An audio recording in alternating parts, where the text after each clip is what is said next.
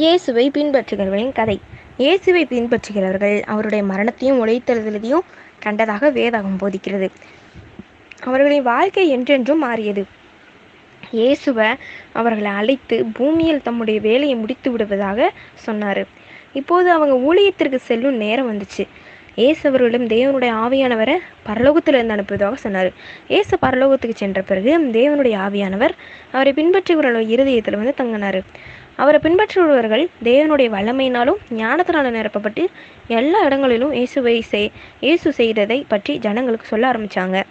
தேவனுடன் எப்படி சரியான ஐக்கியத்தை வைத்துக் கொள்ளலாம் என்று ஜனங்களுக்கும் சொன்னாங்க. விசுவாசித்தவர்கள் ஞானஸ்தானம் பெற்றாங்க. அவங்க ஒன்று கூடி சபை என்று அழைக்கப்பட்டாங்க.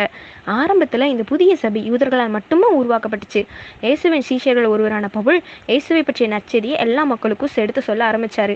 பவுல் மற்றும் மற்றவர்கள் மூலம் தேவனை ஒவ்வொரு தேசத்திலிருந்தும், ஒவ்வொரு கோத்திரத்திலிருந்தும், ஒவ்வொரு ஜனங்களிடமிருந்தும், ஒவ்வொரு பாஷைக்காரங்களிலிருந்தும் ஜனங்களை தம்மிடத்தில் சேர்க்க தொடங்கினாங்க.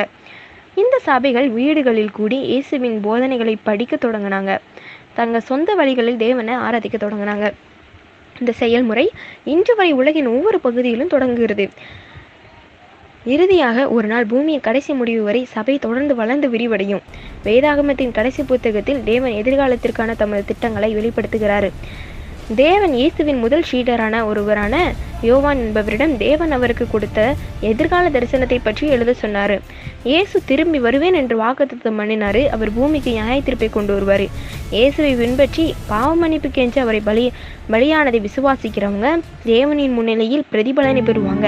கலகம் செய்தவங்க மற்றும் இயேசுவை விசுவாசியாதவங்க தேவனிடமிருந்து நித்தியமான பிரிவினையும் எதிர்கொள்வாங்க. ஆதாமையும் ஏவாளையும் சோதித்த உலகில் இருக்கும் தேவனுடைய எதிரியான சாத்தான் தேவனின் தீர்ப்பாக அக்கினி கடலில் வீசப்படுவான். இவைகள் தேவனுடைய வார்த்தையிலிருந்த ஒரு கதையாகும்.